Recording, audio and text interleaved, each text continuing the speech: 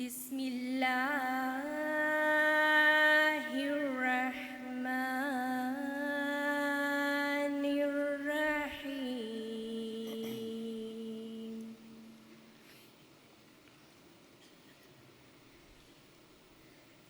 يا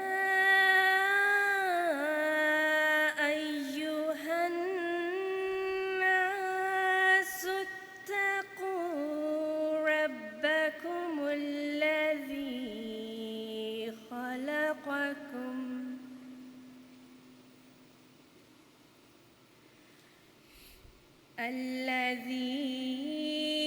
خلقكم من نفس واحدة وخلق منها زوجها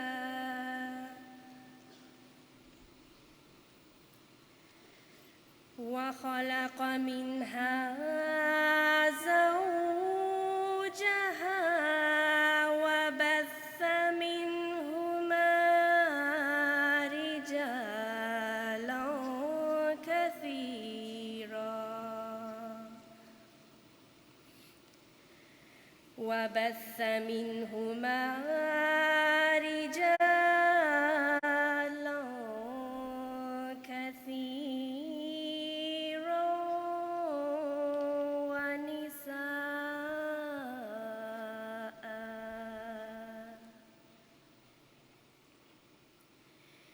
واتقوا الله الذي تساءلون به والأرحام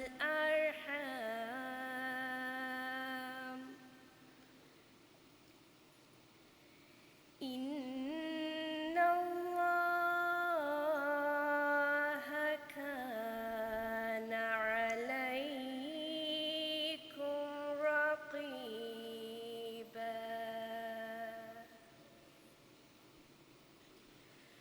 وآتوا اليتامى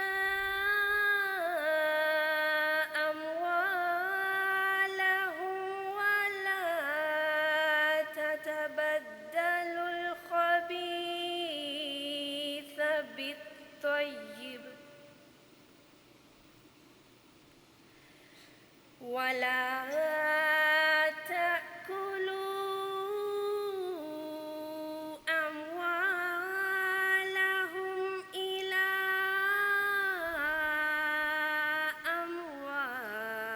أموالكم إنه كان حوبا كبيرا. وإن خفتم ألا تقسطوا في اليتامى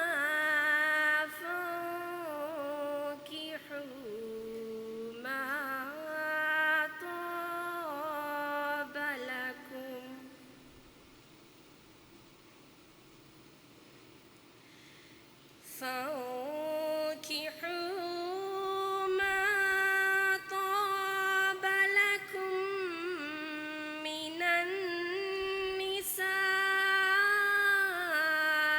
مثنى وثلاث ورباع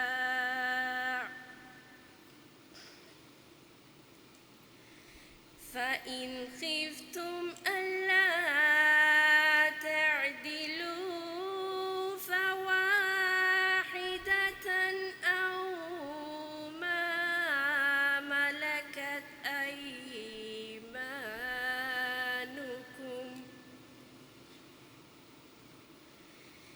ذلك أدنى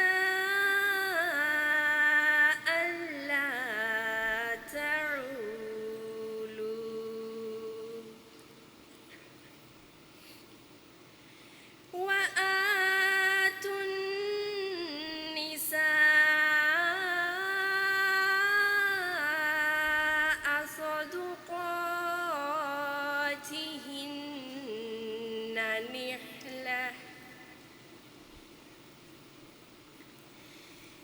فإن طبن لكم عن شيء منه نفسا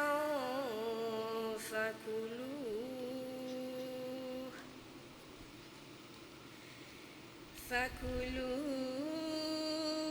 هنيئا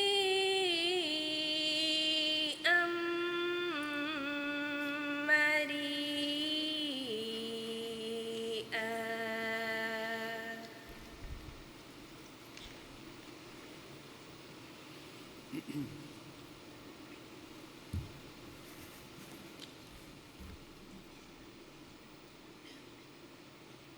اردو ترجمہ سمیرہ نگر صاحبہ.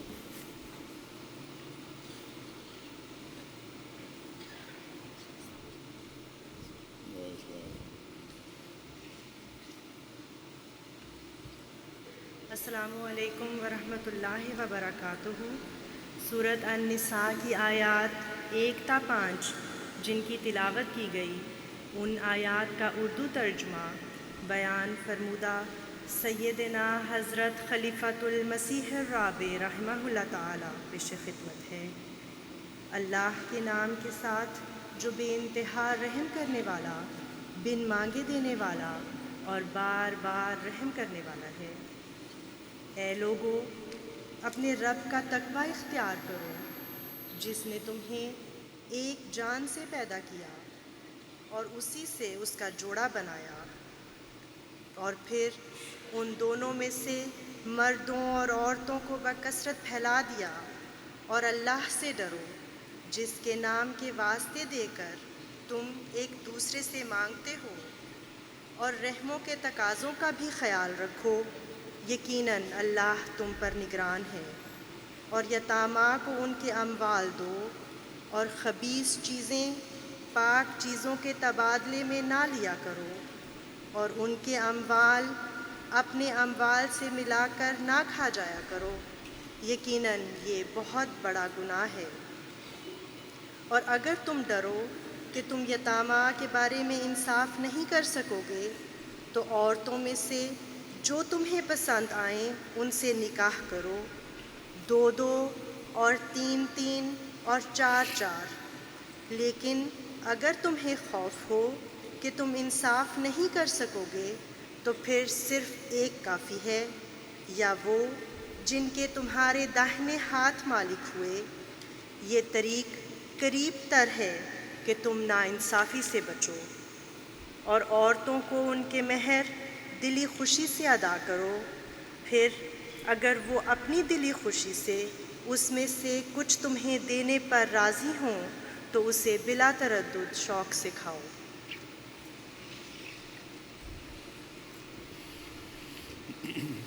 عائشہ محمود صاحبہ نظم. السلام علیکم پیارے. منظوم کلام حضرت مسیح موعود علیہ الصلوۃ والسلام.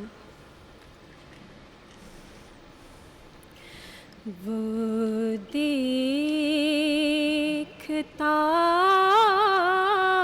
ہے غیروں سے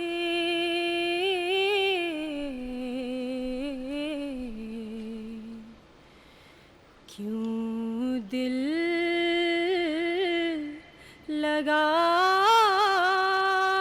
لگاتے ہو،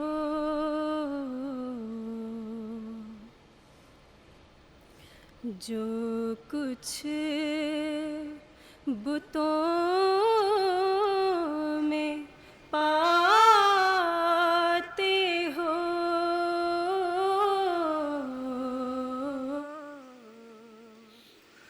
اس میں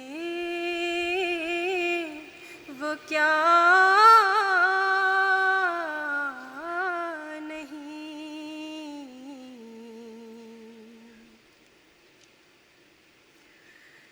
سورج پہ غور کر کے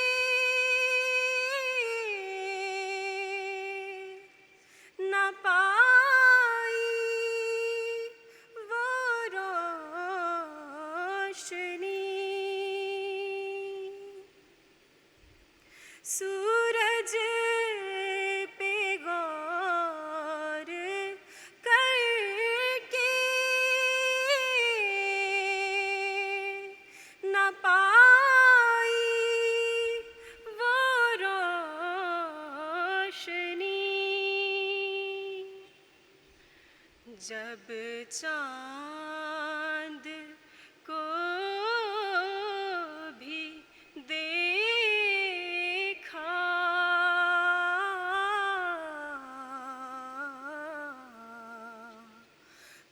اس یار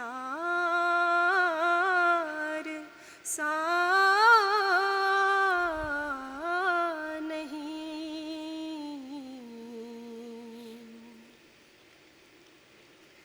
واحد ہے لا شریک ہے اور لا زوال ہے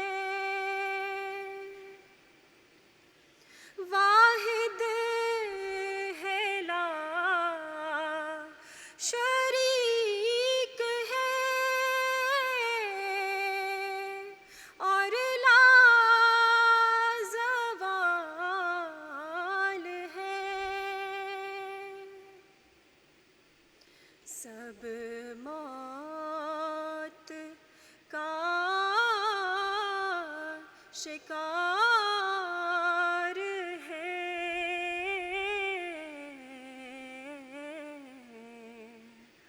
اس کو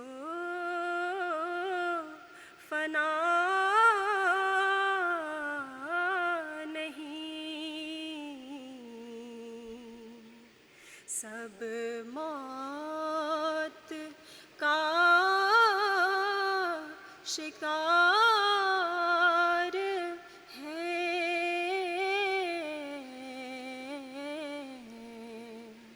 اس کو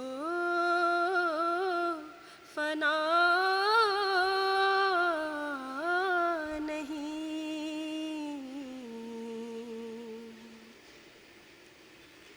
سب خیر ہے اسی میں کہ اس سے لگاؤ دل سب خیر ہے اسی میں کہ اس سے لگاؤ دل ڈھونڈو اسی کو یارو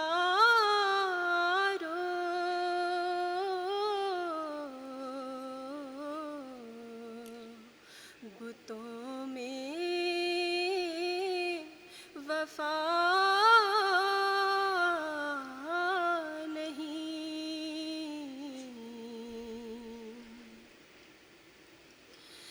اس جائے پر عذاب سے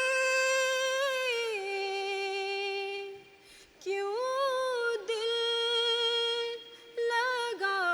لگاتے ہو اس جائے پر عذاب سے کیوں دل لگاتے ہو دوزخ ہے یہ مقام یہ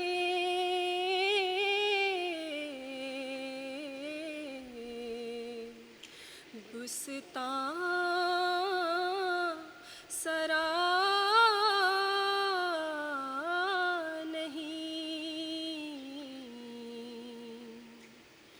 وہ دیکھتا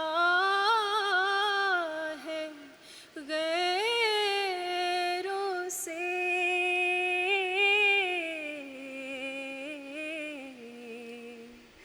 کیوں دل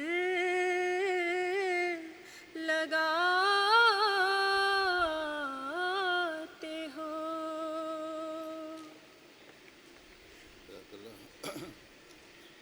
اب تقریب تقسیم اسناد میڈلز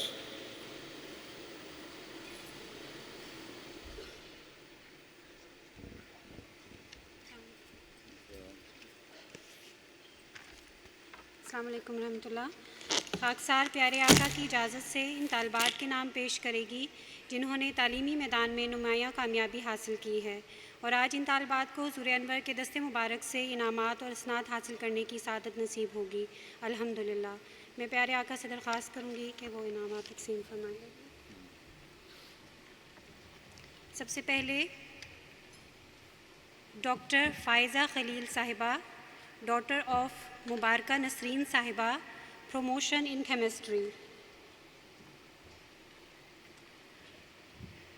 ڈاکٹر حسبت الصبور خان صاحبہ، ڈاٹر آف عبد القیوم صاحب، ماسٹرز ان ایپیڈیمیولوجی میڈیسن، 99% مارکس کے ساتھ۔ حمیرہ نزہت ملک صاحبہ، ڈاٹر آف اسلم حیات ملک صاحب، masters of education in education science, 99% marks کے ساتھ۔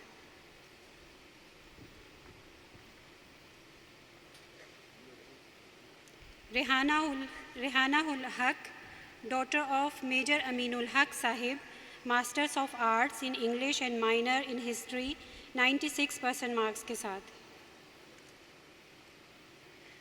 قرۃ العین صدف صاحبہ، ڈاٹر آف منور حسین طور صاحب، masters of arts in architecture, 90% marks کے ساتھ۔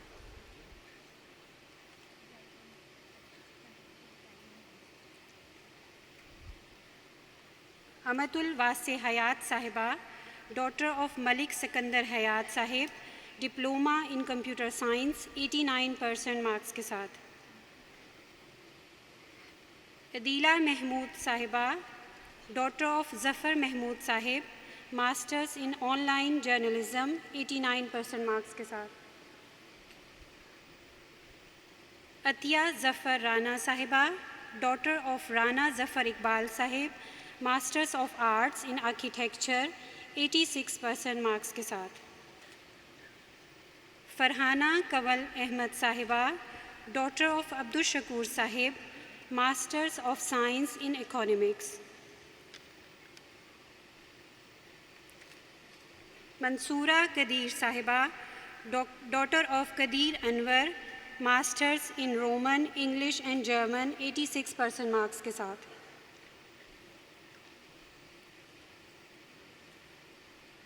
ڈاکٹر عظمیٰ نورین کیرج، specialisation in neuro surgery, daughter of Jahangir Ahmed صاحب۔ ثروت قدیر صاحبہ، ڈاٹر آف قدیر انور صاحب، ماسٹرز ان لاء۔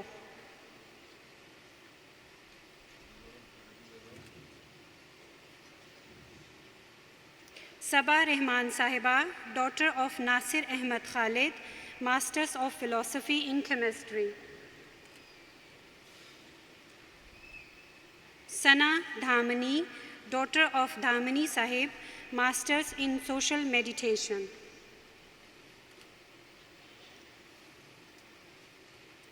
زنوبیہ عفت صاحبہ، ڈاٹر آف سید عبداللہ ندیم صاحب، diploma in translation and interpretation.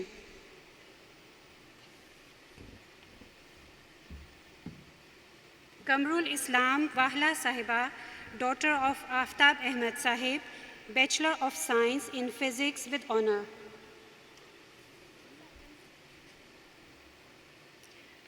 سیدہ بخاری زنیرہ طاہر صاحبہ، ڈاٹر آف سید حسن طاہر بخاری صاحب، bachelor of medicine in general medicine. Ayesha Javed صاحبہ، ڈاٹر آف رانا محمد ادریس صاحب، bachelor of science in food chemistry. Uzma Hanif Sabir صاحبہ، ڈاٹر آف محمد حنیف صابر صاحب، bachelor of arts in social work. Basma Khalid صاحبہ، daughter of Khalid Rasheed صاحب، bachelor of arts in oriental studies. Hina Maqsood صاحبہ، daughter of Maqsood Ahmed Shahid صاحب، bachelor of science in computer science, 89% marks کے ساتھ۔ صوفیہ احمد صاحبہ، daughter of ینس اونیسٹ، bachelor of arts in education and training in childhood 88% marks کے ساتھ. فوزیہ ساجد صاحبہ daughter of Mubashir Ahmed bachelor of arts in religious studies 87% marks کے ساتھ. منزہ افضال صاحبہ ڈاٹر آف افضال احمد ناصر صاحب bachelor of arts in historical science and sociology 87% marks کے ساتھ. افرسیاب بٹ صاحبہ ڈاٹر آف نسیم احمد بٹ صاحب bachelor of science in biology 87% marks کے ساتھ. طیبہ عظمت چودھری صاحبہ ڈاٹر آف عظمت علی چودھری صاحب bachelor of science in business economics 87% marks کے ساتھ. عالیہ نور امت الہادی حبش صاحبہ ڈاٹر آف ہدایت اللہ حبش مرحوم صاحب bachelor of arts in religious studies 87% marks کے ساتھ. سمن عباس صاحبہ ڈاٹر آف چودھری غلام عباس صاحب bachelor of arts in architecture 87% marks کے ساتھ. نازش بھٹی صاحبہ ڈاٹر آف محمد یعقوب بھٹی صاحب bachelor of science in bio medical science 86% marks کے ساتھ. کاشفہ بٹ صاحبہ ڈاٹر آف تجمل کتب بٹ صاحب bachelor of arts in education science 86% marks کے ساتھ. سمیرہ نیر رانا صاحبہ ڈاٹر آف رانا عبد الرزاق صاحب bachelor of arts in social work 86% marks کے ساتھ. طاہرہ احمد صاحبہ ڈاٹر آف حمید احمد صاحب bachelor of science in economic education 86% marks کے ساتھ.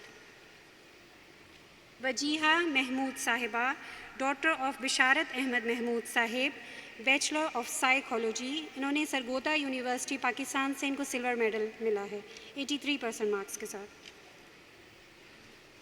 اب میں ان طالبات کے نام اناؤنس کروں گی جنہوں نے اے لیول یعنی ابیچور کمپلیٹ کیا ہے. اریبہ کیسر صاحبہ ڈاٹر آف کیسر محمد عبد الرحیم صاحب 96% مارکس کے ساتھ. لانا شیخ صاحبہ ڈاٹر آف نعیم شیخ صاحب 96% مارکس کے ساتھ. نائلہ نجم صاحبہ ڈاٹر آف نصیر احمد نجم صاحب 95% مارکس کے ساتھ.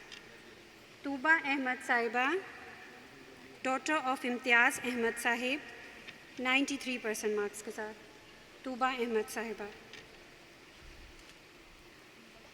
عمارہ متین صاحبہ او لیول یعنی ریال ابشلوس 97% مارکس کے ساتھ ڈاٹر آف مظفر احمد شاہ صاحب. خولا خان صاحبہ ڈاٹر آف رفیع احمد خان صاحب او لیول 99% مارکس کے ساتھ. خولا خان صاحبہ. جزاکم اللہ.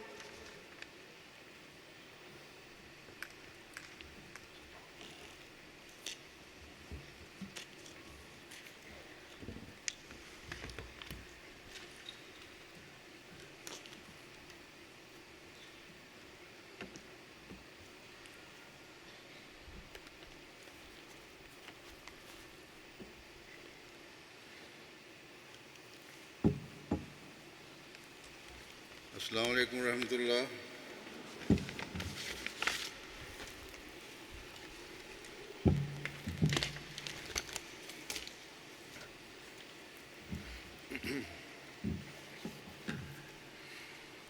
اشہد ان لا الہ الا اللہ وحدہ لا شریک لہ وأشهد أن محمدًا عبده ورسوله.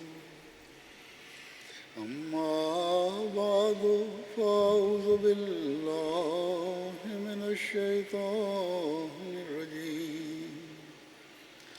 بسم الله الرحمن الرحيم. الحمد لله رب العالمين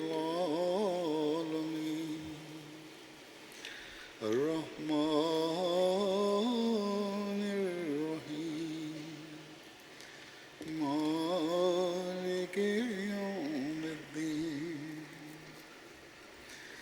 إياك نعبد وإياك نستعين اهدنا الصراط المستقيم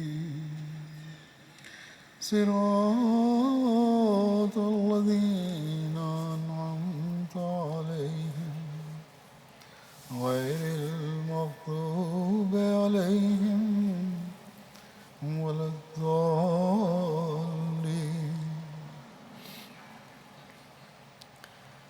حضرت مسیح موعود علیہ السلام فرماتے ہیں کہ اس جماعت میں داخل ہو کر اول تغیر زندگی میں یہ کرنا چاہیے کہ خدا پر ایمان سچا ہو کہ وہ ہر مصیبت میں کام آتا ہے، پھر اس کے احکام کو نظر خفت سے ہرگز نہ دیکھا جاوے، بلکہ ایک ایک حکم کی تعظیم کی جاوے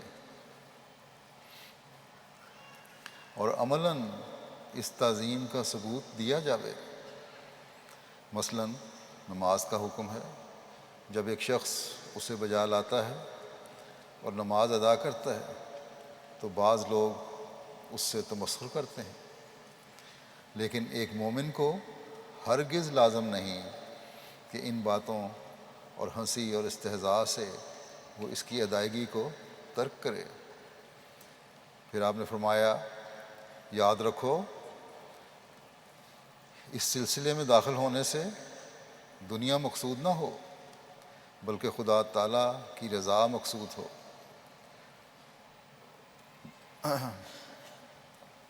فرماتے ہیں ضروری ہے کہ آخرت کی فکر کرو، جو آخرت کی فکر کرے گا اللہ تعالیٰ دنیا میں اس پر رحم کرے گا۔ بیت کی خالص اغراض کے ساتھ جو خدا ترسی اور تقوی پر مبنی ہیں، دنیا کی اغراض کو ہرگز نہ ملاؤ۔ نمازوں کی پابندی کرو اور توبہ و استغفار میں مصروف رہو۔ نوع انسان کے حقوق کی حفاظت کرو اور کسی کو دکھ نہ دو۔ راست بازی اور پاکیزگی میں ترقی کرو تو اللہ تعالیٰ ہر قسم کا فضل کر دے گا۔ فرمایا کہ یاد رکھو کہ ایسا نہ ہو کہ تم اپنے اعمال سے ساری جماعت کو بدنام کرو۔ آپ نے ہمیں یہ نصیحت فرمائی کہ بیت پھر عورتوں کو یہ نصیحت فرمائی کہ گلہ شکوہ اور غیبت سے رکیں۔ پھر بیت کی فرمایا کہ بیت کا زبانی اقرار کچھ چیز نہیں، اللہ تعالیٰ تزکیہ نفس چاہتا ہے۔ ایک جگہ فرماتے ہیں کہ اصل مدعا بیت کا یہی ہے کہ توبہ کرو، استغفار کرو، نمازوں کو درست کر کے پڑھو، ناجائز کاموں سے بچو۔ میں جماعت کے لیے دعا کرتا رہتا ہوں، مگر جماعت کو بھی چاہیے کہ خود بھی اپنے آپ کو پاک کرے۔ یاد رکھو غفلت کا گناہ پشیمانی کے گناہ سے بڑھ کر ہوتا ہے، یہ گناہ زہریلا اور قاتل ہوتا ہے۔ توبہ کرنے والا تو ایسا ہی ہوتا ہے کہ گویا اس نے گناہ کیا ہی نہیں۔ جس کو معلوم ہی نہیں کہ میں کیا کر رہا ہوں وہ بہت خطرناک حالت میں ہے۔ بس ضرورت ہے کہ غفلت کو چھوڑ دو اور اپنے گناہوں سے توبہ کرو اور خدا تعالیٰ سے ڈرتے رہو۔ جو شخص توبہ کر کے اپنی حالت کو درست کر لے گا وہ دوسروں کے مقابلے میں بچایا جائے گا۔ فرماتے ہیں بس دعا اسی کو فائدہ پہنچا سکتی ہے جو خود بھی اپنی اصلاح کرتا ہے اور خدا تعالیٰ کے ساتھ اپنے سچے تعلق کو قائم کرتا ہے۔ پیغمبر کسی کے لیے اگر شفاعت کرے لیکن وہ شخص جس کی شفاعت کی گئی ہے اپنی اصلاح نہ کرے اور غفلت کی زندگی سے نہ نکلے تو وہ شفاعت اس کو فائدہ نہیں پہنچا سکتی۔ جب تک خود خدا تعالیٰ کی رحمت کے مقام پر کھڑا ہو تو دعا بھی اس کو فائدہ پہنچاتی ہے۔ نرا اسباب پر بھروسہ نہ کر لو کہ بیعت کر لی ہے، اللہ تعالیٰ لفظی بیعتوں کو پسند نہیں کرتا، بلکہ وہ چاہتا ہے کہ جیسے بیعت کے وقت توبہ کرتے ہو اس توبہ پر قائم رہو اور ہر روز نئی توجہ پیدا کرو جو اس کے استحکام کا موجب ہو۔ اللہ تعالیٰ فرماتے ہیں، اللہ تعالیٰ پناہ ڈھونڈنے والوں کو پناہ دیتا ہے، جو لوگ خدا کی طرف آتے ہیں وہ ان کو ضائع نہیں کرتا۔ یہ باتیں ہیں جو آپ نے بار بار ہمیں فرمائی ہیں، ہمیں ان معیاروں تک پہنچانے کے لیے یہ باتیں آپ نے کی ہیں۔ یہ وہ معیار ہیں جو آپ جماعت کا دیکھنا چاہتے ہیں، اور جماعت کا ایک بڑا حصہ عورتوں پر مشتمل ہوتا ہے۔ دنیا میں عورتوں اور مردوں کی جو نسبت ہے وہ ہمیں بتاتی ہے کہ عورتوں کی تعداد مردوں سے زیادہ ہے، اور یہی نسبت جماعت میں بھی ہوگی اور ہے۔ بس جماعت کی ترقی ان معیاروں تک پہنچانے میں اس وقت تک نہیں ہو سکتی جب تک ہمارا بڑا حصہ ان معیاروں کو حاصل نہ کرے، جو کم از کم ایک احمدی مسلمان کے حضرت مسیح موعود علیہ السلام نے بیان فرمائے۔ بس ہماری عورتوں کو اس پہلو سے اپنے جائزے لینے کی ضرورت ہے، اپنی اصلاح کی طرف توجہ کرنے کی بہت ضرورت ہے۔ یہ ٹھیک ہے کہ اگر گھر کا مرد ٹھیک ہو، اس کا دین سے تعلق ہو، ان خصوصیات کا حامل ہو، یا ان باتوں کی طرف توجہ دینے والا ہو جو حضرت مسیح موعود علیہ السلام نے بیان فرمائی ہیں، تو عورتوں اور بچوں کی اصلاح ہو جاتی ہے۔ لیکن اگر مردوں میں کمزوریاں ہیں تو ہم نہ اپنے آپ کو برباد کر سکتے ہیں، نہ اپنی نسلوں کو برباد کر سکتے ہیں۔ پھر عورتوں کو خود میدان میں کودنا ہوگا، اپنے گھروں کو سنبھالنا ہوگا۔ حضرت صلی اللہ علیہ وسلم نے یہ فرمایا ہے کہ عورت گھر کی نگران ہے، بچوں کی تربیت کی ذمہ داری عورت پر ہے اور وہ پوچھی جائے گی۔ یوں ہی تو اللہ تعالیٰ نے ماں کو جو حق ہے وہ باپ کے حق سے 3 درجے زیادہ تو نہیں دیا ہوا۔ اس کی وجہ ہے کیوں یہ حق 3 درجے زیادہ ہے ماں کا باپ کی نسبت۔ عورت کے قدموں کے نیچے جنت ملنے کی ضمانت صرف ماں بننے سے تو نہیں مل جائے گی، بلکہ ان سب باتوں کے کچھ لوازمات ہیں، کچھ خصوصیات ہیں، کچھ فرائض ہیں جو ماؤں کے ذمے ہیں، جن کی ادائیگی کے بعد ماں یہ سب مقام حاصل کرتی ہے۔ وہ نوجوان بچیاں جو بلوغت کی عمر کو پہنچ رہی ہیں اور جن کی عقل اور سوچ پختہ ہو گئی ہے، انہوں نے انشاءاللہ تعالیٰ مائیں بھی بننا ہے۔ ان کو بھی ابھی سے سوچنا چاہیے کہ ان کا مقام کیا ہے اور ان پر کس قسم کی ذمہ داریاں پڑنے والی ہیں۔ جہاں انہیں نیک نصیب ہونے اور اچھے خاوند ملنے کے لیے دعائیں کرنی چاہیے، وہاں انہیں ان ضروریات کو پورا کرنے، ان ذمہ داریوں کو ادا کرنے کے لیے بھی اپنے آپ کو تیار کرنا چاہیے جو مستقبل میں ان پر پڑنے والی ہے۔ پس چاہے یہ شادی شدہ عورتیں ہیں، بچوں کی مائیں ہیں یا لڑکیاں ہیں، اگر سب نے اپنی ذمہ داری کو نہ سمجھا تو ایسے ماحول میں رہتے ہوئے جہاں آزادی کے نام پر بے حیائیاں کی جاتی ہیں، جہاں مذہب کو نہ سمجھنے کی وجہ سے خدا سے بھی دوری پیدا ہوتی جا رہی ہے، جہاں خدا کے وجود پر شکوک و شبہات کا اظہار کیا جا رہا ہے، یا اکثر خدا تعالیٰ کے وجود سے ہی انکار کیا جا رہا ہے۔ تو پھر نہ آپ کے دین سے جڑے رہنے کی کوئی ضمانت ہے، نہ آئندہ نسلوں کے دین سے جڑے رہنے کی کوئی ضمانت ہے۔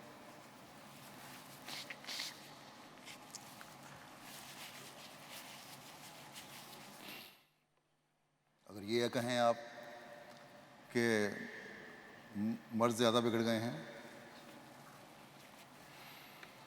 ان کی اصلاح کی طرف بھی توجہ کریں،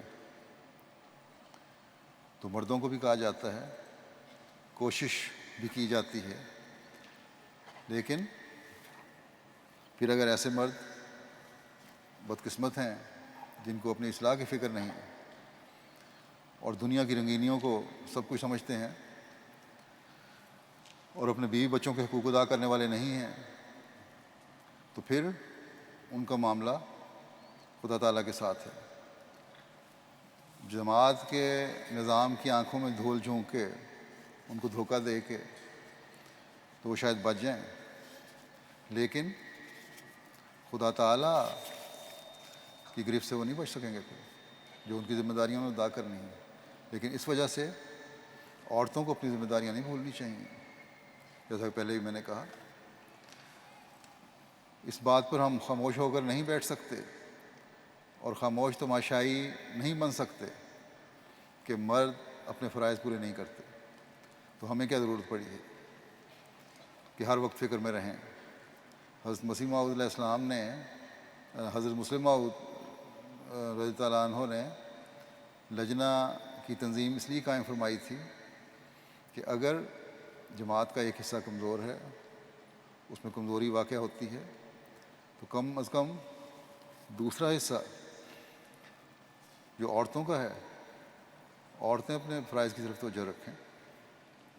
اگر عورتیں توجہ رکھیں گی تو آئندہ نسل کے مرد اور عورتیں تو ان راستوں پر چلنے والے ہوں گے جو خدا تعالیٰ نے ہمارے لیے متعین کیے ہیں۔ میں نے کچھ عرصہ ہوا صدر لجنہ جرمنی کو کہا تھا کہ اس وقت آپ کے لیے تبلیغ سے زیادہ تربیت کی ضرورت ہے۔ پہلے اپنی تربیت کی طرف توجہ دیں، اپنی عملی حالتوں کو درست کر لیں، تو تبلیغ کے میدان پھر خود بخود کھلتے چلے جائیں گے۔ اس سے بھی کوئی یہ مطلب نہ لے لے، اور خاص طور پر مرد، کہ ان کے عملی نمونے اور تربیت بہت اچھی ہے اور صرف عورتوں کی اصلاح کی ضرورت ہے۔ جیسا کہ میں نے پہلے بھی کہا ہے کہ جو باتیں حضرت مسیح موعود علیہ السلام نے بیان فرمائی ہیں، ان کی روشنی میں مردوں کی عملی حالت بھی کوئی ایسی نہیں کہ ہم مطمئن ہو کر بیٹھ جائیں۔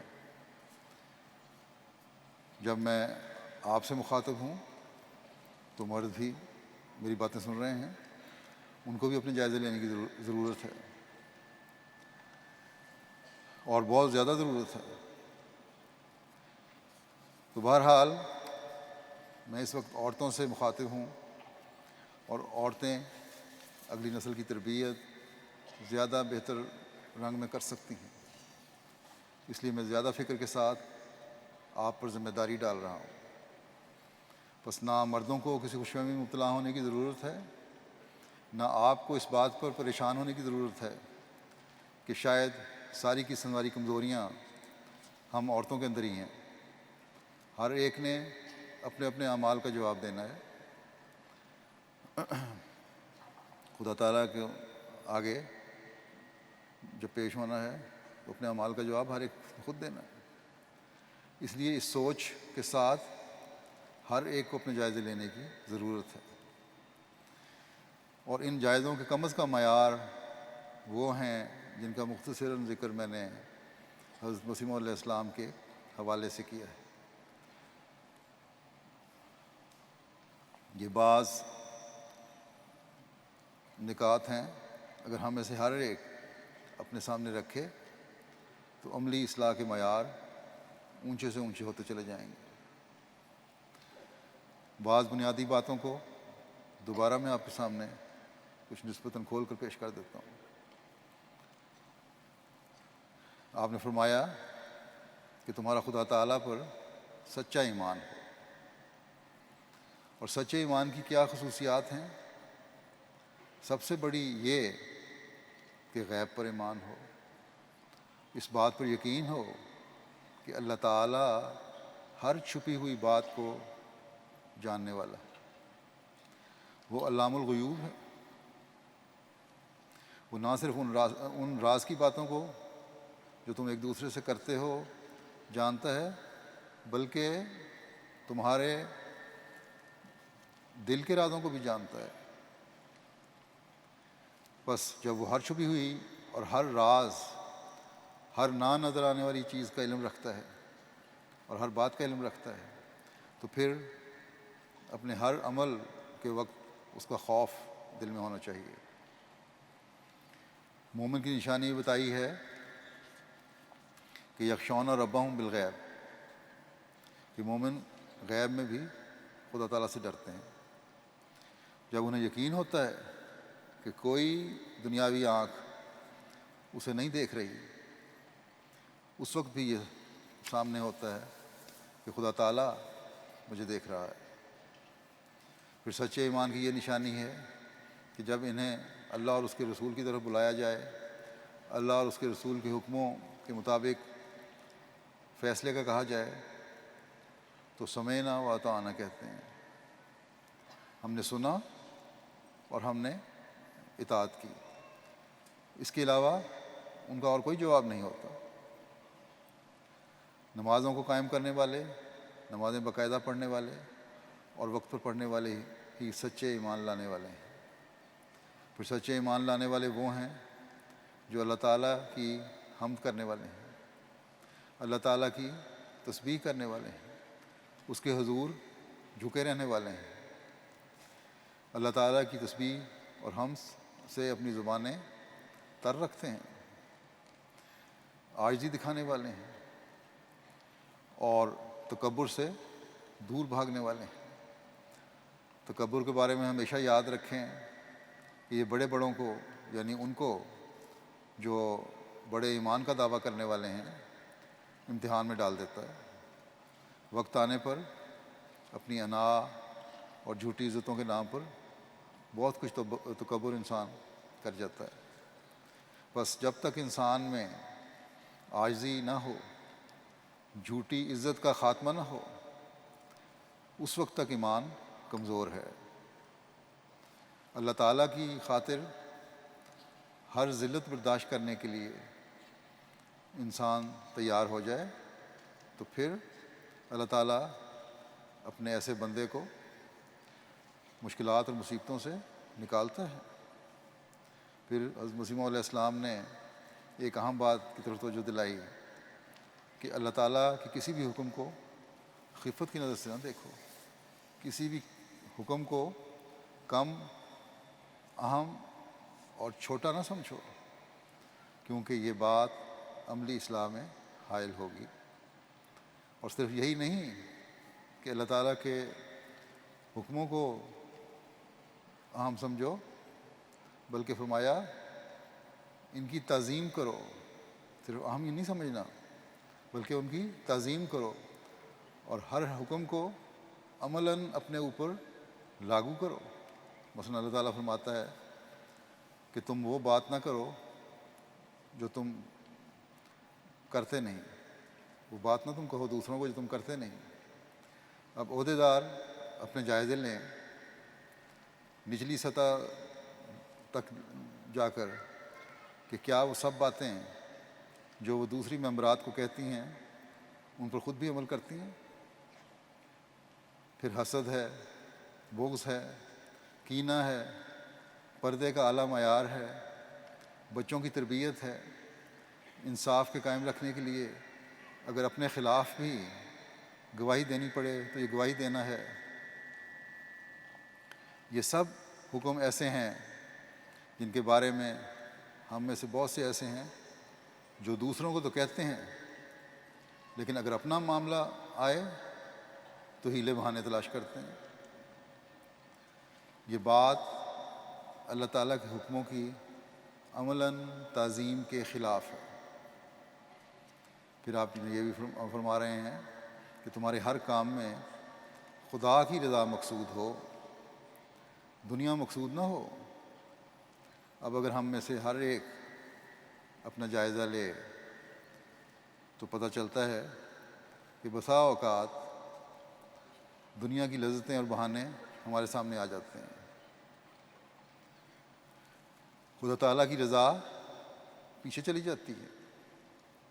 آپ نے فرمایا آخرت کی فکر رکھو، آخرت کی فکر ہوگی تو خدا تعالیٰ کی رضا ہمیشہ سامنے رہے گی، دنیا کا حصول پیچھے چلا جائے گا۔ آج کل گھروں کے جھگڑوں میں دنیاوی باتوں کا حصول بہت کردار ادا کر رہا ہے۔ کل بھی میں نے خطبے میں ذکر کیا تھا، نہ لڑکے اللہ تعالیٰ کی رضا کے لیے اپنے رشتے نبھانے کی کوشش کرتے ہیں، نہ لڑکیاں صاف دل ہو کر اپنے رشتے نبھانے کی کوشش کرتی ہیں۔ حالانکہ رشتوں کے معاملے میں اللہ تعالیٰ نے بہت سے حقوق کی ادائیگی کا ایک دوسرے کو پابند کیا ہے، لڑکے کو بھی اور لڑکی کو بھی، بلکہ ان کے گھر والوں کو بھی۔ نکاح کے موقع پر جو آیات پڑھی جاتی ہیں اس میں سب سے آخری ہدایت ہی یہی دی گئی ہے کہ دنیا کے پیچھے نہ بھاگتے رہو، یہ دیکھو کہ تم نے آئندہ کے لیے کیا نیکیاں کمائی یا کمانے کی کوشش کی ہے۔ اس حکم میں ذاتی اعمال کی طرف بھی توجہ دلائی کہ تمہارے نیک عمل آئندہ آنے والی زندگی میں تمہارے کام آئیں گے، اور اولاد کی تربیت کی طرف بھی توجہ دلائی کہ اس دنیا کے حصول کے پیچھے نہ پڑے رہو، بلکہ اپنے بچوں کی تربیت کر کے اپنی آئندہ نسلوں کو سنبھالو، انہیں نیکیاں بجا لانے والا بناؤ تاکہ وہ اپنی عاقبت بھی سنوار سکیں، اور نیک تربیت کی وجہ سے تمہارے لیے دعا کر کے تمہارے درجات کی بلندی کا بھی باعث بن جائیں۔ آپ نے فرمایا کہ تم بیعت کر کے سلسلے میں داخل ہو گئے، بہت سے تم میں سے اپنے باپ دادا کی وجہ سے سلسلے میں داخل ہو۔ جماعت احمدیہ میں شامل ہونے کی غرض تب پوری ہوگی جب تم تقویٰ پر چلو گے۔ اور تقویٰ کیا ہے؟ تقویٰ یہ ہے کہ خدا تعالیٰ کے تمام حکموں پر عمل کرنا ضروری ہے۔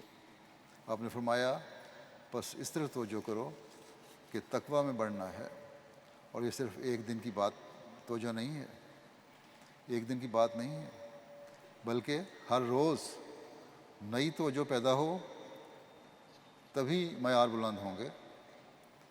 آپ علیہ السلام نے یہاں تک فرمایا کہ جو بیعت کر کے توجہ نہیں کرتا وہ جھوٹا اقرار کرتا ہے۔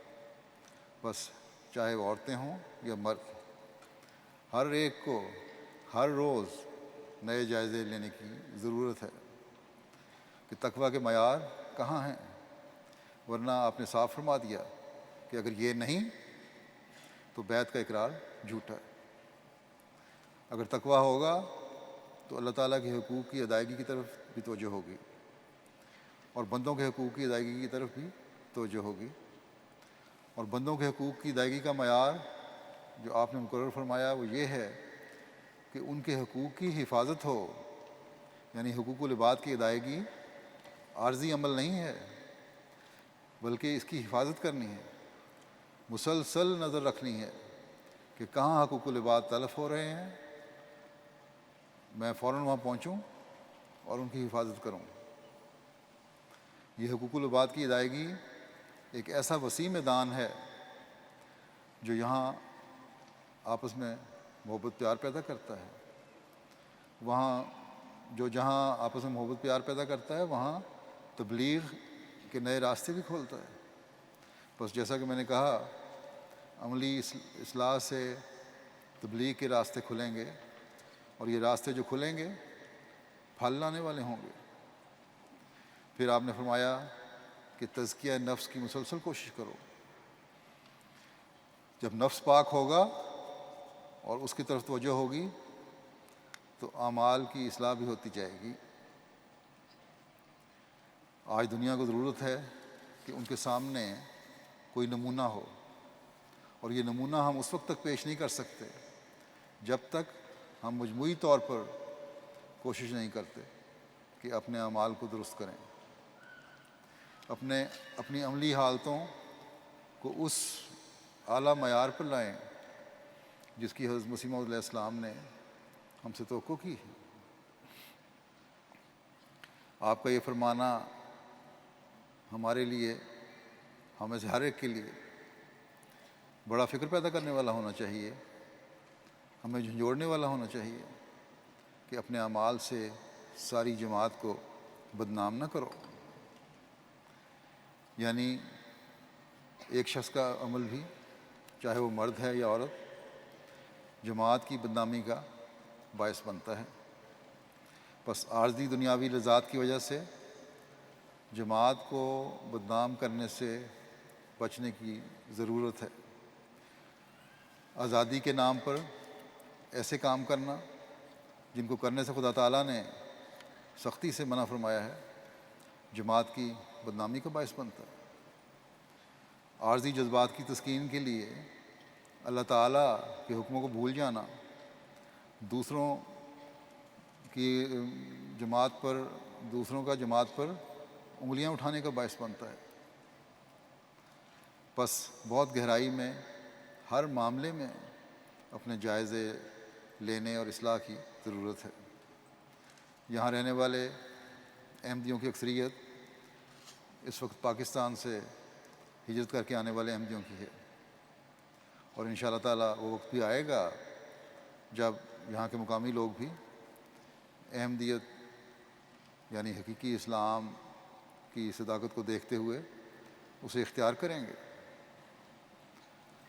لیکن بہرحال اس وقت اکثریت پاکستانی احمدیوں کی ہے، اور ان میں سے بھی 99.99% ان لوگوں کی ہے جو پرانے احمدی ہیں، یا تو ان کے خاندانوں کے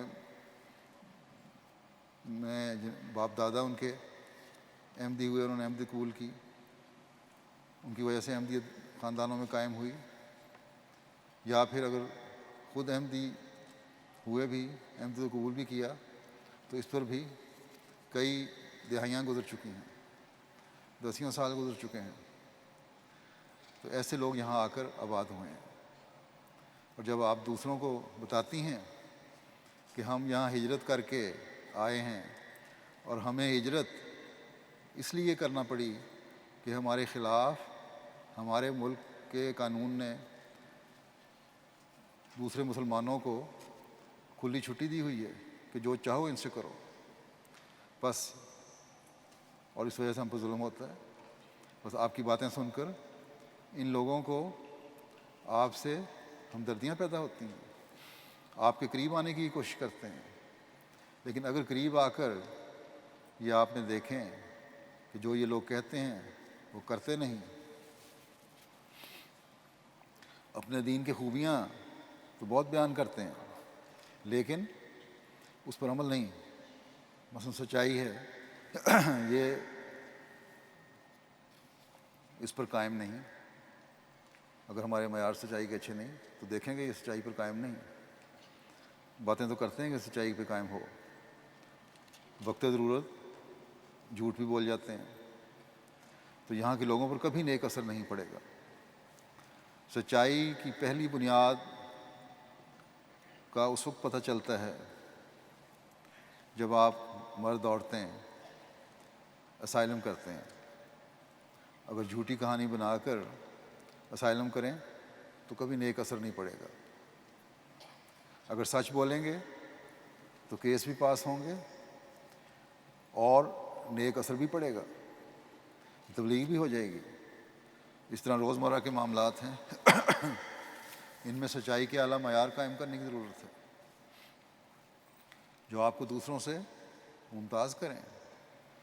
حکومت سے کوئی فائدہ قانون کے دائرے، قواعد و ضوابط کے دائرے میں رہتے ہوئے اٹھانا ہے تو اپنا معاملہ سچائی پر بنا کر پیش کریں۔ جھوٹ بول کر مفاد حاصل کرنے کی کوشش نہ کریں۔ اسی طرح مثلاً ایک حکم ایک مومنہ عورت کو حیا کا ہے۔ ہر مرد عورت کے لیے حضرت صلی اللہ علیہ وسلم کا فرمان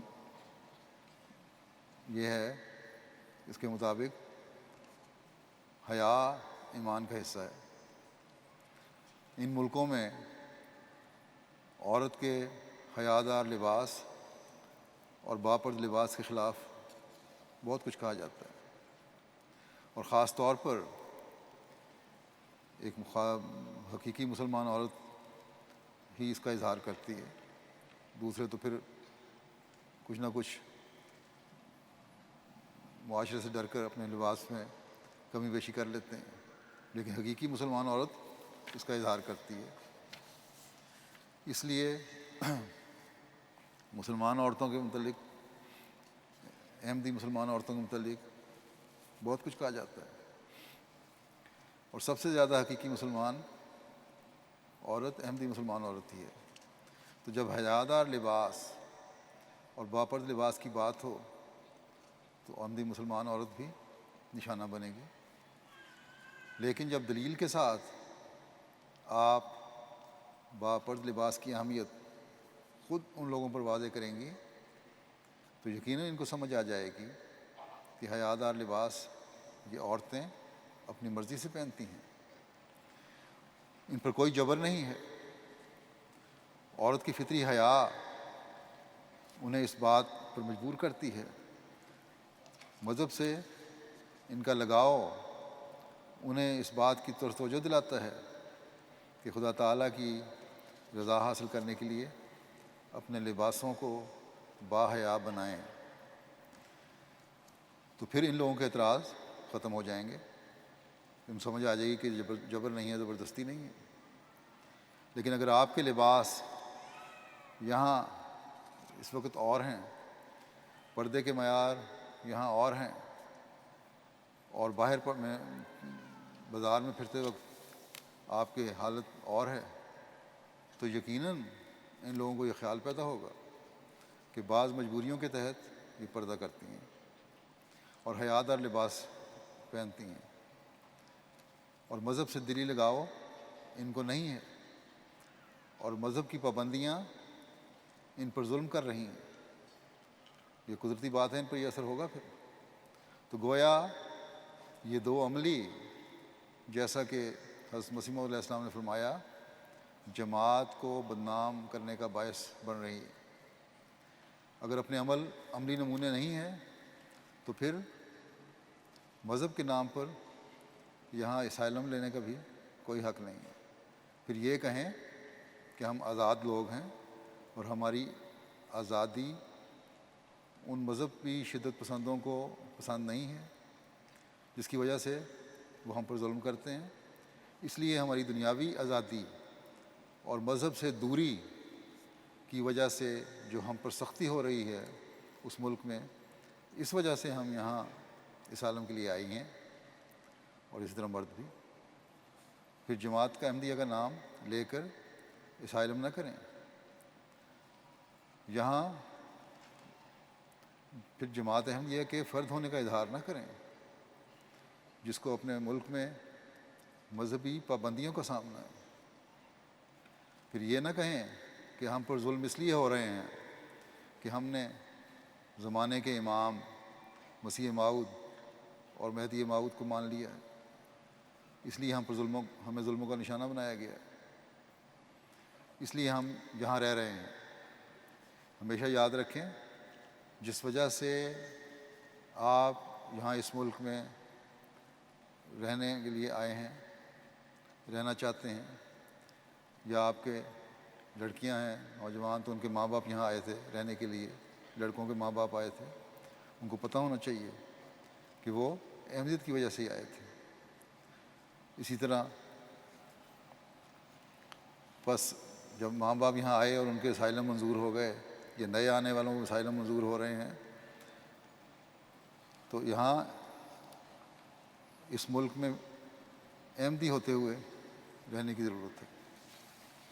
حکومت اگر یہ ایک حقیقی احمدی ہوتے ہوئے یہاں نہیں رہ رہے تو یہاں کی حکومت کو بھی دھوکہ دے رہے ہیں اور عوام کو بھی دھوکہ دے رہے ہیں. بس عملی نمونہ سب سے اہم چیز ہے جس کا اظہار آپ سب سے ہونا چاہیے. پھر آپ کے علم کے نمونے ہیں. اپنے دینی علم کو بڑھائیں. اپنے اپنے ماحول میں آپ کے اس علمی نمونے کا بھی اظہار ہونا چاہیے. خود بخود تبلیغ کے راستے اسے کھلتے چلے جائیں گے. ضروری نہیں ہے کہ باہر نکل کے تبلیغ کی جائے. پھر اللہ تعالیٰ سے تعلق اور روحانیت میں ترقی کے نمونے ہیں. اگر آپ اپنے ماحول میں یہ نمونے قائم کر رہی ہیں اور دنیا کی ہوا و ہوس کا اظہار نہیں ہو رہا تو یہ روحانیت میں ترقی کے نمونے غیر محسوس طور پر دوسروں پر اثر انداز ہوتے ہیں اور تبلیغ کے راستے پھر کھلتے چلے جاتے ہیں. اور پھر تبلیغ کے ساتھ ساتھ اگلی نسلوں کی تربیت اور انہیں خدا تعالیٰ سے جوڑنے اور جماعت کا فعال حصہ بنانے کے لیے بھی آپ کے علمی، عملی اور روحانی نمونے ضروری ہیں. اگر ان پر توجہ نہیں ہوگی تو کچھ سالوں بعد ایسے گھر پھر بکھر جائیں گے. یاد رکھیں یہ. پھر گھروں کے سکون و امن کے لیے بہت سے لوگ کہتے ہیں اور لکھتے بھی ہیں. اس کو قائم رکھنے کے لیے بھی ان باتوں پر غور کرنے کی ضرورت ہے جو حضرت مسیح موعود علیہ السلام نے ہمیں بتائی ہیں اور جو خدا تعالیٰ کو پسند ہیں. اور جب یہ سب کچھ ہوگا تو آپ اللہ تعالیٰ کے فضلوں کو بھی جذب کرنے والی ہوں گی. بس اللہ تعالیٰ کے فضلوں کو جذب کرنے کے لیے، ان کو حاصل کرنے کے لیے اپنی عملی حالتوں پر غور کرنے اور انہیں اللہ تعالیٰ کے حکموں کے مطابق ڈھالنے کی ضرورت ہے. جیسا کہ میں نے کہا، آپ میں سے اکثر کے باپ دادا احمدی ہوئے تھے. یہ بزرگ نیک تھے، متقی تھے. کچھ دیکھ کر اور خدا تعالیٰ سے ہدایت حاصل کر کے ہی احمدیت میں داخل ہوئے تھے. اگر اپنے باپ دادا کی عزتوں کی حفاظت کرنی ہے تو پھر بھی یہی ضروری ہے کہ اپنے عملی، علمی اور روحانی حالتوں کی جگالی کرتے رہیں، ان کے جائزے لیتے رہیں کہ کہاں تک درست ہیں. ورنہ ان کی روحوں کے لیے آپ لوگ بے چینی کا باعث بن رہی ہوں گی. اسی طرح مرد بھی اگر جماعت سے منسلک ہو کر ان مقاصد کو حاصل کرنے والا بننا ہے جس کے حصول کے لیے آپ کے باپ دادا جماعت میں شامل ہوئے تھے، تو ان کی اپنی عملی حالتوں میں تبدیلیوں کی یاد کو تازہ رکھیں. ان کی یاد کو اپنی عملی حالتوں کی تبدیلیوں میں تازہ رکھیں. تبھی ان کی روحوں کو خوش کر سکتے ہیں. جو ایمان ہمارے بڑوں کے اندر تھا وہی ایمان ہمارے اندر ہونا چاہیے. احمدیت یعنی حقیقی اسلام کی سچائی ہر ایک کے دل میں میخ کی طرح گڑی ہونی چاہیے. نئی آنے والی عورتیں اور مرد یہ سچائی دیکھ کر ہی ہم میں شامل ہوتے ہیں.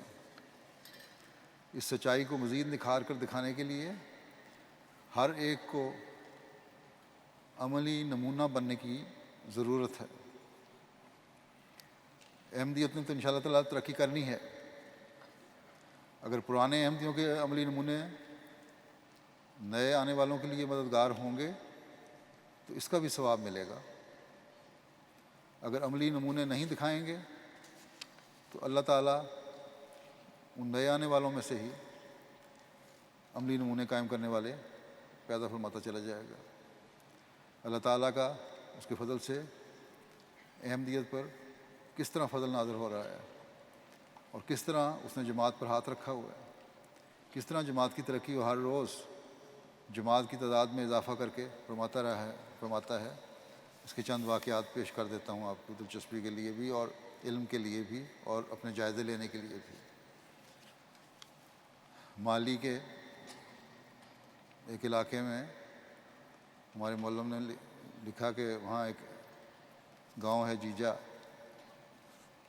عبداللہ وہاں کے امام ہے عبداللہ تراورے صاحب، انہوں نے بتایا کہ کافی دیر پہلے خواب میں ایک بزرگ کو دیکھا جس میں آپ نے اسے فرمایا کہ بیعت کر لو اور فلاح پا جاؤ، اور اس کے بعد سے وہ کافی عرصے تک اس کی تعبیر کی تلاش میں رہے۔ اب جب کہ احمدیہ ریڈیو روا ایف ایم، وہاں ایک ریڈیو بھی ایک نہیں بلکہ کئی ریڈیو اسٹیشن ہمارے چلتے ہیں اللہ تعالیٰ کے فضل سے، ریڈیو روا ایف ایم پر حضرت امام مہدی علیہ السلام کی آمد کی خبر سنی تو مشن ہاؤس میں آئے، اور ایم ٹی اے پر اس وقت ایم ٹی اے چل رہا تھا اور میری پروگرام کوئی ہو رہا تھا، مجھے انہوں نے دیکھا تو انہوں نے کہا کہ انہوں نے ہی مجھے کہا تھا کہ بیعت کر لو اور فلاح پا جاؤ۔ اللہ تعالیٰ کے فضل سے انہوں نے اس وقت بیعت کر لی۔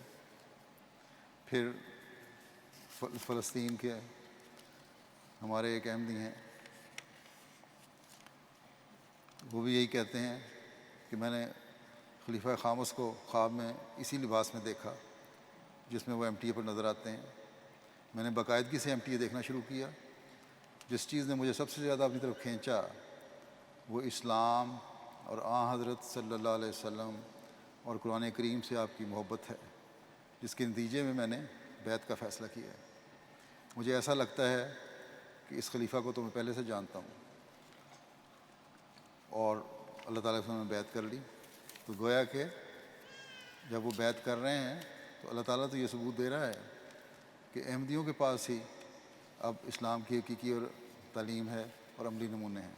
اگر ہمارے عملی نمونے نہیں ہوں گے تو ان لوگوں کو اللہ تعالیٰ جن کے ایمان میں ترقی دے گا ان کو پھر آگے لے آئے گا اور پرانے پھر پیچھے چلے جائیں گے۔ پھر یمن کے ایک احمدی ہیں، وہ بھی یہی کہتے ہیں کہ شیعہ عالم کی نزول مسیح کی بابت ایک ٹی وی چینل پر گفتگو سنی۔ اس سے قبل یمنی علماء سے نزول مسیح کی بات ہوتی رہتی تھی۔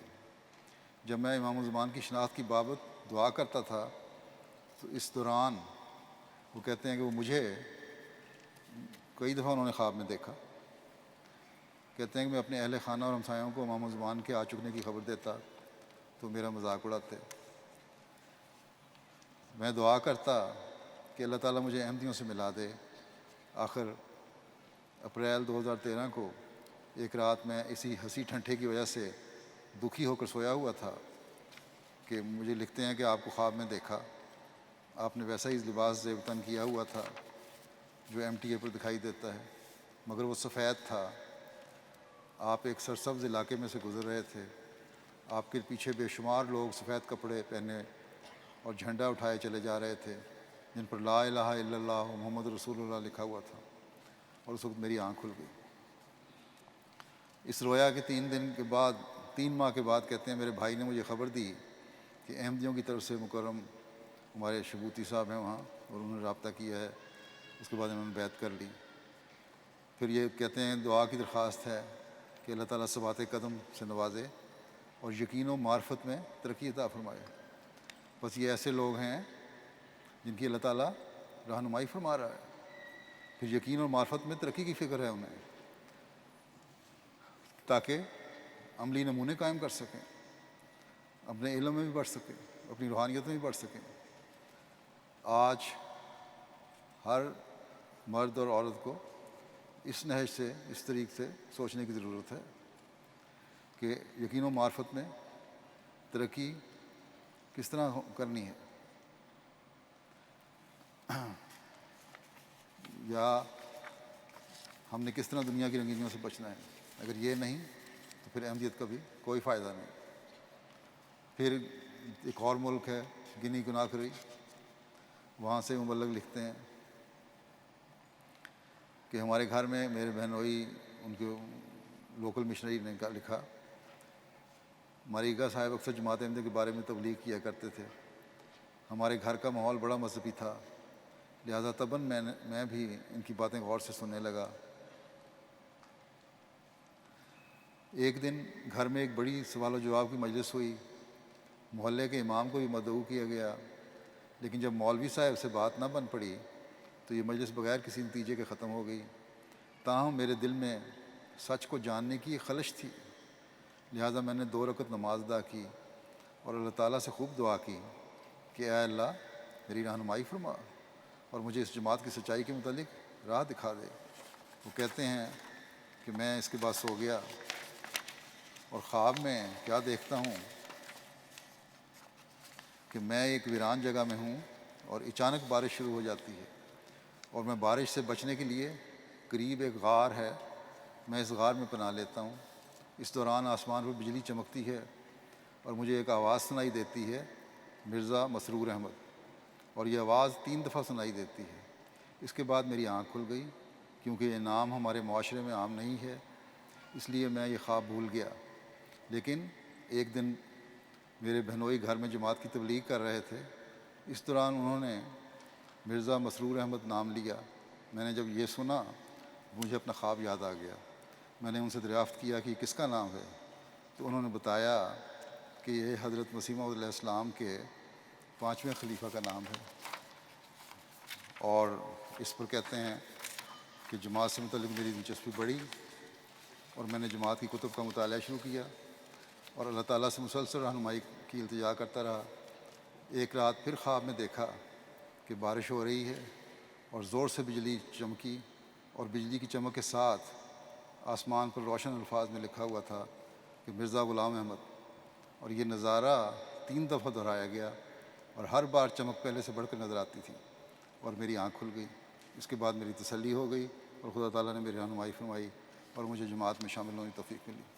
تو اللہ تعالیٰ تو رہنمائی فرما کر لوگوں کی جماعت میں شامل فرما رہا ہے، اور یہی لوگ ہیں اگر یہ تعلق میں بڑھتے چلے جائیں گے اللہ تعالیٰ سے اور اپنے عملی نمونے دکھاتے چلے جائیں گے تو یہی جماعت میں آگے آنے والے لوگ ہوں گے۔ اس لیے ہمیں بہت فکر کی ضرورت ہے کہ ہمیں بھی اپنی عملی تربیت کی طرف، علمی حالت کی طرف، روحانی حالت کی طرف توجہ دینے کی ضرورت ہے۔ اب کیا یہ باتیں انسانی سوچ اور عقل کی ہیں یا خالصتاً اللہ تعالیٰ کی رہنمائی ہے؟ اور اللہ تعالیٰ بتا رہا ہے کہ جماعت سچی ہے، اور جب سچی ہے تو پھر اس کی سچائی ہم پر، ہر فرد پر اس وقت ظاہر ہوگی یا ہم سے اس کا اظہار اس وقت ہوگا جب ہم اس کی عملی تصویر بننے کی کوشش کریں گے، اور تبھی ہم خدا تعالیٰ کی طرف سے مدد اور نصرت حاصل کرنے والے بھی ہوں گے۔ بس یہ سب واقعات بتاتے ہیں کہ ہمارے آباء و اجداد نے کسی جہالت کی وجہ سے احمدیت قبول نہیں کیا، نہ کسی مجبوری کے تحت۔ مجبوری کیا، احمدیت قبول کرنے کے بعد تو مشکلات میں سے گزرنا پڑتا ہے۔ اس کے قصے یقیناً آپ لوگوں نے جو پرانے احمدی ہیں، جو صحابہ کی اولادوں میں سے ہیں یا جنہوں نے عرصہ ہوا بیعت کی، ان کے گھروں میں ہوتے سنے ہوں گے آپ لوگوں نے اپنے گھروں میں کس طرح سختی کی گئی آپ کے باپ دادا سے۔ بس یہ ہر نیک فطرت اور مذہب کی تلاش کرنے والے کی تلاش کا نتیجہ ہے کہ کچھ ان کی کوشش سے، اور سب سے بڑھ کر خدا تعالیٰ کا فضل انہیں احمدیت کی قبول کرنے کی توفیق دیتا ہے۔ بہت سارے ایسے ہیں جنہیں پیغام بھی نہیں پہنچتا، لیکن اللہ تعالیٰ رہنمائی فرما دیتا ہے، اور پھر کوئی نہ کوئی احمدی جب انہیں ملتا ہے اور اس کی حالت دیکھتے ہیں اور عملی نمونہ دیکھتے ہیں تو پھر ان کو اس رہنمائی کی جو سالوں پہلے ہوئی ہوتی ہے یاد آ جاتی ہے، اور پھر احمدیت کی قبولیت کے دروازے ان پر کھل جاتے ہیں اور وہ قبول کر لیتے ہیں۔ ان واقعات سے ثابت ہوتا ہے کہ احمدیت کی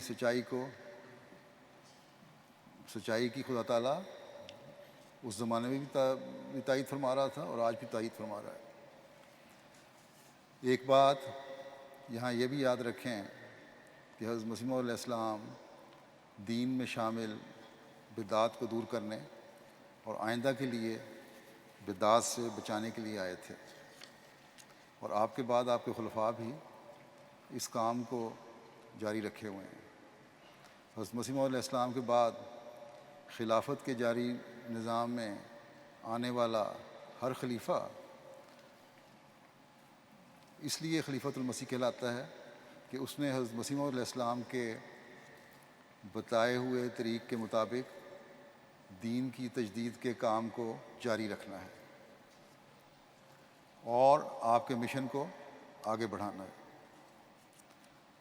میرے علم میں یہ بات آئی ہے کہ بعض عورتیں بعض باتیں پہلے خلفاء کی طرف منسوب کر کے پھر یہ کہتی ہیں کہ اب اس طرح کیوں ہو رہا ہے، اس سے الٹ کیوں ہو رہا ہے، پہلے تو مثلا خلیفۃ مسیح رابع نے یہ فرمایا تھا، اب یہ ہو رہا ہے۔ اول تو یہ یاد رکھیں کہ کوئی خلیفہ خلاف شریعت بات نہیں کرتا اور نہ کر سکتا ہے۔ دوسرے، یہ موازنہ اور مقابلہ کرنا ہی غلط ہے۔ اس سے ایسی باتیں کرنے والیاں عورتیں ہیں یا اگر مرد کرتے ہیں تو وہ فتنے میں پڑیں گے اور کچھ نہیں ہوگا۔ اور جیسا کہ میں نے کل بھی ایک شخص کی مثال دی تھی کہ اس کا ایمان صرف ذرا سی کونی کی ٹھوکر لگنے سے ضائع ہو گیا، تو یہ ایمان ضائع کرنے کی باعث بن جائیں گی آپ لوگوں کا، اور اپنا ہی نقصان ہے آپ کا۔ یاد رکھیں کہ ہر خلیفہ نے اس طرح ان لائنوں پر تربیت کرنی ہے جس کے طریق حضرت حضرت مسیح موعود علیہ السلام نے قائم فرمائے ہیں اور کر کے دکھائے ہیں۔ بس ہر خلیفہ حضرت مسیح موعود علیہ السلام کے بتائے ہوئے طریق پر چل کر تربیتی اور تبلیغی کام سر انجام دیتا ہے۔ کوئی کسی بات پر حالات کے مطابق زیادہ زور دیتا ہے اور کوئی کسی بات پر، لیکن یہ بھی حقیقت ہے کہ کوئی بھی خلیفہ، نہ میں نہ میرے سے پہلے، ایسے تھے جو باقی امور کو کلیت نظر انداز کر دیں۔ ہاں، بعض باتوں پر زور زیادہ ہو جاتا ہے بعض حالات کی وجہ سے، بس سعادت اسی میں ہے کہ جو وقت کا خلیفہ بات کہے اس کے پیچھے چلیں اور اطاعت کے نمونے دکھائیں۔ اس میں آپ کی کامیابی ہے اور اسی میں آپ کی نسلوں کی بقا ہے۔ بس ہماری عورتوں اور مردوں کو بغیر کسی حیل و حجت کے اس کی اہمیت کو سمجھنا چاہیے اور لغو باتوں میں پڑنے کے بجائے اطاعت کے نمونے دکھانے چاہیے اور خدا تعالیٰ سے اپنے تعلق کو مضبوط کرنا چاہیے۔ اور جب یہ ہوگا تو اللہ تعالیٰ کے غیر معمولی نشانات بھی ظاہر ہوں گے۔ اللہ تعالیٰ سب کو اپنی حالتوں کا جائزہ لیتے ہوئے کامل اطاعت کے نمونے دکھانے کی توفیق عطا فرمائے اور اپنی حالتوں میں تبدیلی کرنے والا بنائے۔ اب دعا کر لیں۔